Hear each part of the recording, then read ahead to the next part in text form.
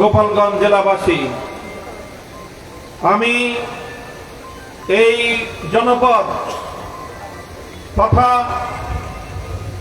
শত শত বর্ষের এই কখনো পূর্ববঙ্গ, কখনো পূর্ব পাকিস্তান, কখনো বাংলাদেশ নামক এই জনপদের হাজার বছরের শ্রেষ্ঠ সন্তান মুজাহিদে আজম আল্লামা শামসুল হক ফরিদপুরি রহমতুল্লাহ আলাইহির স্মৃতিধন্য এ মাটিতে দাঁড়িয়ে সর্বপ্রথম মহান আল্লাহ পাক রব্বুল আলামিনের দরবারে শুকরগুজারি আদায় করছি, যিনি এই গোপালগঞ্জের মাটি এবং মানুষকে আল্লামা শামসুল হক ফরিদপুরি রহমতুল্লাহ আলাইহির বিপ্লবী আদর্শের ভিত্তিতে আল কোরআন এবং ইসলামী সমাজ গড়বার লক্ষ্যে একটি দীপ্ত কাফেলা হিসেবে বাংলাদেশ খেলাফত মজলিসকে আজ এই পর্যায়ে উন্নীত করেছেন।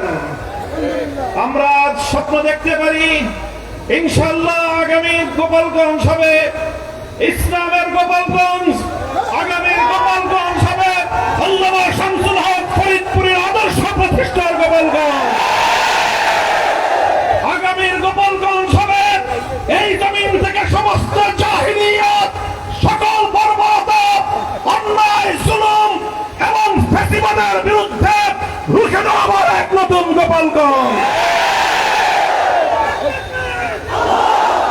সংগ্রামী সাথী ও বন্ধুগণ, আমি আজ ওই সকল বীর শহীদদেরকে স্মরণ করছি। পিলখানা, শাপলা চত্বর 2024-এর জুলাই বিপ্লবে যে সকল শহীদের রক্তের উপর দাঁড়িয়ে আজ বাংলাদেশের মানুষ স্বাধীনভাবে বসবাস করার সুযোগ পাচ্ছে, বাংলাদেশের মানুষের কাঁধের উপর চেপে বসা ফ্যাসিবাদী শক্তি উৎখাত হয়েছে এবং বাংলার মানুষ আগামী দিনে ইনসাফ ভিত্তিক একটি সমাজ গড়বার স্বপ্ন দেখছে। সংগ্রামী সাথী ও বন্ধুগণ, আমরা অত্যন্ত দ্ব্যর্থহীন ভাষায় বলতে চাই, এদেশের মানুষ অনেক সংগ্রাম করেছে, অনেক লড়াই করেছে, অনেক আধিপত্যবাদের বিরুদ্ধে লড়াইয়ের মধ্য দিয়ে আজ বাংলাদেশকে পর্যায়ে এসে উপনীত হতে হয়েছে। আমরা লড়াই করেছি 19 শতকের গোড়ার দিকে, 20 শতাব্দীর গোড়ার দিকে কলকাতার দাদাবাবুদের আধিপত্যবাদের বিরুদ্ধে লড়াই করে কলকাতার আধিপত্যকে খর্ব করে ঢাকার উত্থান ঘটিয়ে এই পূর্ববঙ্গের জনপদে মুসলিম জাতিসত্তা গঠন করবার জন্য আমাদের পূর্বপুরুষরা লড়াই করেছেন।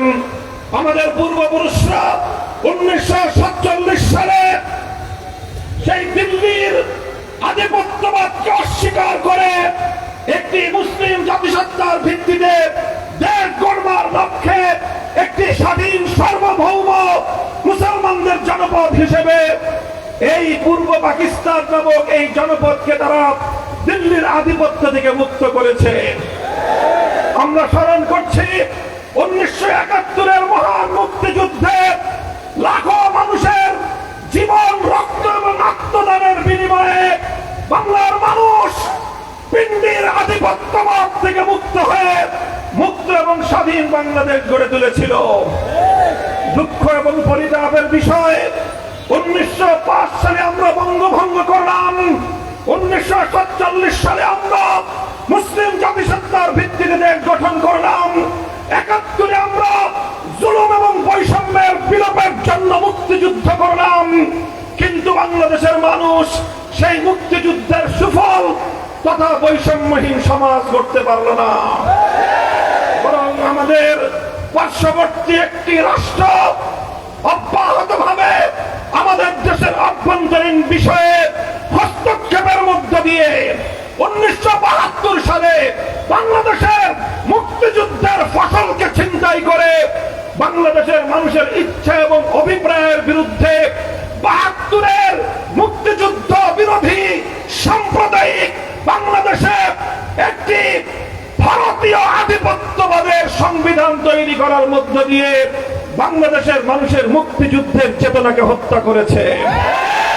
তাই 2024 সালে যখন এদেশের ছাত্র জনতা অধিকার আদায়ের জন্য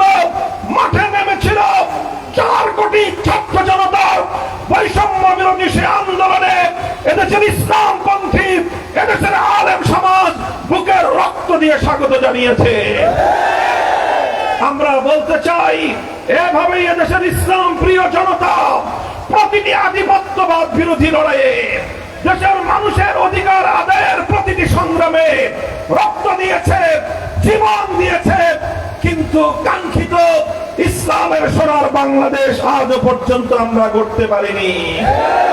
তাই আজ আমরা বলতে চাই, যেভাবে আমাদের 47-এর অধিকার হরণ করা হয়েছে, স্বপ্ন পূরণ হয় নাই, 71-এর মুক্তিযুদ্ধের অর্জনকে ছিনতাই করা হয়েছে, স্বপ্ন পূরণ হয় নাই, 24-এর গণ-অভ্যুত্থানের ফসল ঘরে নিয়েই আমাদেরকে মাঠ থেকে ফিরতে হবে।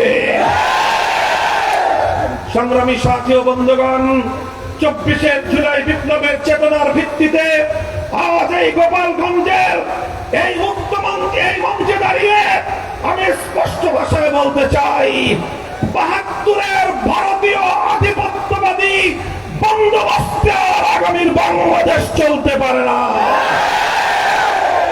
ভারতীয় সংবিধানের মূল নীতির ভিত্তিতে প্রণীত 71-এর মুক্তিযুদ্ধের চেতনা পরিপন্থী 72-এর সংবিধান বাংলার মাটিতে চলতে দেওয়া হবে না।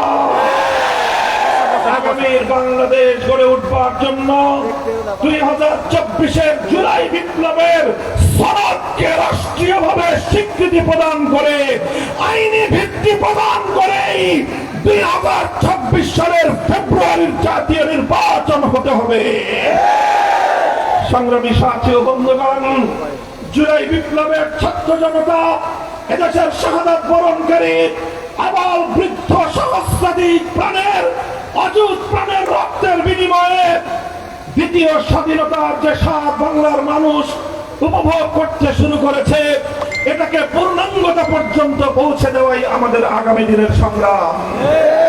আমি আপনাদেরকে উদাত্ত আহ্বান জানাচ্ছি, বাংলাদেশে ফ্যাসিবাদ উৎখাত হয়েছে, নতুন কোন ফ্যাসিবাদ বাংলার মাটিতে আর শেকড় কেড়ে বসতে দেওয়া হবে না ইনশাআল্লাহ।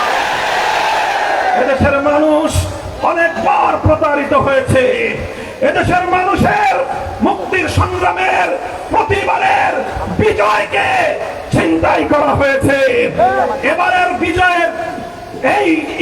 বিজয়ের অর্জন যে কোনো অপশক্তি ছিনতাই করতে আসবে, ঐক্যবদ্ধভাবে তাদের বিরুদ্ধে রুখে দাঁড়াতে হবে।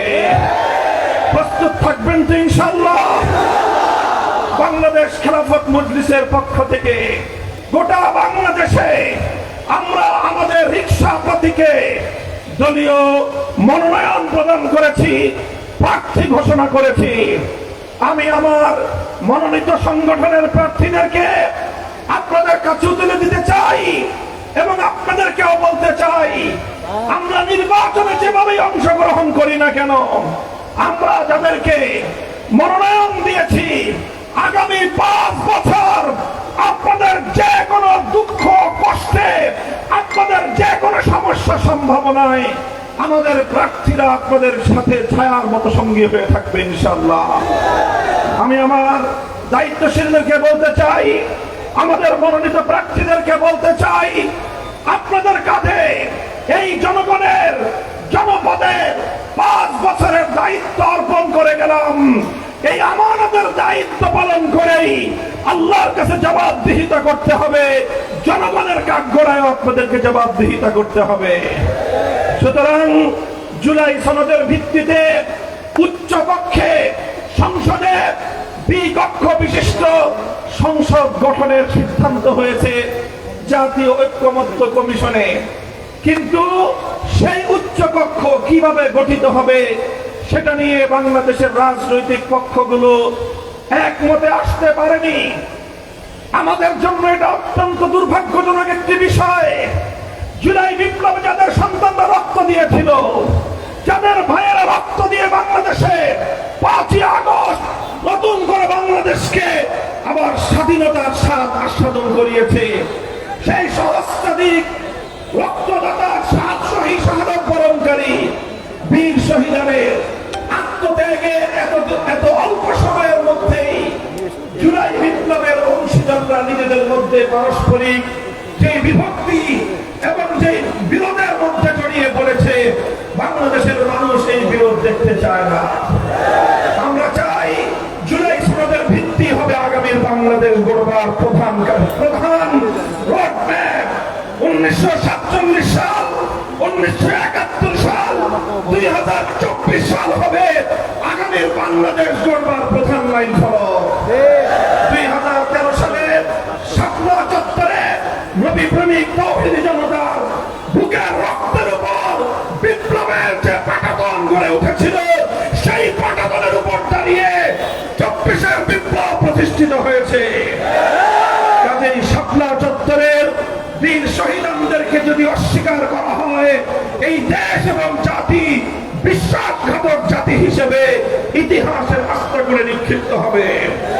তাই 2009 সালের পিলখানা ট্রাজেডিতে শাহাদাত বরণকারী বীর শহীদান, শাপলা চত্বরের নবী প্রেমিক বীর শহীদান, 24-এর জুলাই বিপ্লবের বীর শহীদানদেরকে যথাযথভাবে রাষ্ট্রীয় সম্মান প্রদর্শন করার জন্য আমি উদাত্ত আহ্বান জানাই।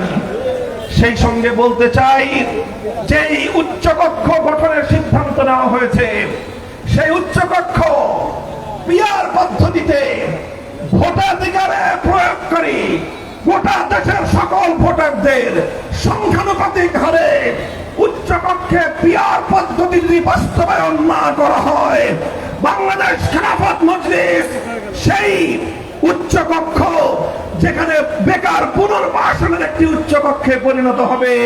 পিআর পদ্ধতি ছাড়া বেকার পুনর্বাসনের উচ্চকক্ষ বাংলাদেশের জনগণের ট্যাক্সের কাঁধের উপর বসতে দেওয়া হবে না ইনশাআল্লাহ।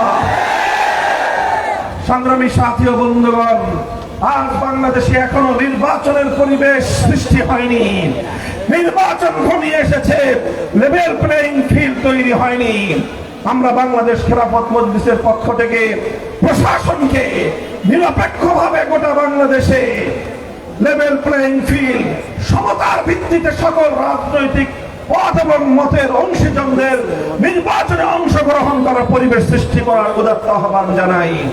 ইনশাআল্লাহ আমরা বাংলাদেশে সত্যিকার অর্থে বৈষম্যহীন ইনসাফপূর্ণ একটি দেশ গড়তে চাই। কথা বলেন ঠিক কিনা?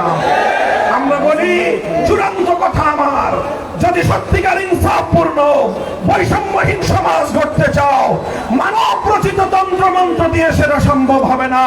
চূড়ান্ত বৈষম্যহীন সমাজ গড়তে হলে আল্লাহ প্রদত্ত রাজনৈতিক বন্দোবস্ত খেলাফত ব্যবস্থা কায়েম করতে হবে। আমরা আমাদের এই সংগ্রামের চূড়ান্ত লক্ষ্যবস্তু হিসেবে আল্লাহর খেলাফত প্রতিষ্ঠাকেই ঘোষণা করছি। সেই খেলাফতের বাংলাদেশ গড়বার জন্য আগামীর আন্দোলন, সংগ্রাম, বিপ্লবে আমাদের সঙ্গে কারা কারা মাঠে থাকবেন ইনশাআল্লাহ দেখা হবে রাজপথে, কথা হবে স্লোগানে। এই বাংলাদেশ, আগামীর বাংলাদেশ হবে ইসলামের বাংলাদেশ, আগামীর বাংলাদেশ হবে খেলাফতের বাংলাদেশ, আগামীর বাংলাদেশ হবে ফ্যাসিবাদ মুক্ত বাংলাদেশ, আগামীর বাংলাদেশ হবে আধিপত্যবাদ মুক্ত বাংলাদেশ, আগামীর বাংলাদেশ হবে বাংলাদেশপন্থীদের বাংলাদেশ। ভারতপন্থী, আমেরিকাপন্থী, পিকিংপন্থী কোন পন্থার রাজনীতি বাংলার মানুষ আর গ্রহণ করবে না। আগামীতে বাংলাদেশের রাজনীতি হবে বাংলাদেশ পন্থী রাজনীতি ইনশাআল্লাহ। সেদিনের সেই স্বপ্ন দেখিয়ে আগামীর সংগ্রাম এবং বিপ্লবের শপথ নিয়ে আপনাদের সকলকে ধন্যবাদ জানিয়ে বক্তব্য শেষ করছি। ওয়া আখিরু দাওয়ানা আলহামদুলিল্লাহি রাব্বিল আলামিন। সুবহানাল্লাহি ওয়া বিহামদিহি, সুবহানাকাল্লাহুম্মা ওয়া বিহামদিক, আশহাদু আল লা ইলাহা ইল্লা আনতা, আস্তাগফিরুকা ওয়া আতুবু ইলাইক। وصلى الله تعالى على خير خلقه محمد وآله وصحبه أجمعين. اللهم آمين برحمتك.